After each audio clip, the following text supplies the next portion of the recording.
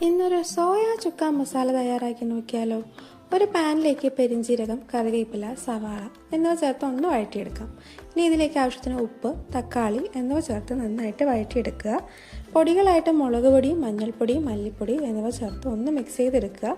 ഇനി ഇതിലേക്ക് ആവശ്യത്തിന് ഒരു മസാല തയ്യാറാക്കാനായിട്ട് ഒരു മിക്സി ജാറിലേക്ക് കൊച്ചുള്ളി, ഇഞ്ചി, വെളുത്തുള്ളി, മല്ലിയില, കുരുമുളക്, പെരിഞ്ചീരകം, കുറച്ച് വെള്ളം കൂടി ചേർത്ത് നന്നായിട്ട് അരച്ചെടുക്കാം.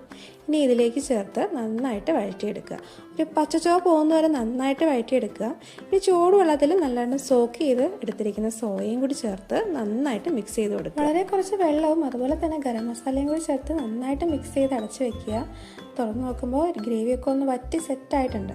ഇനി അല്പം കറിവേപ്പിലയും കൂടി ചേർത്ത് നന്നായിട്ട് മിക്സ് ചെയ്തെടുത്തു കഴിഞ്ഞാൽ സോയ ചുക്ക റെഡി ആയിട്ടുണ്ട്. വളരെ ടേസ്റ്റി ആയിട്ടും വളരെ ഈസി ആയിട്ടുള്ള റെസിപ്പിയാണ്.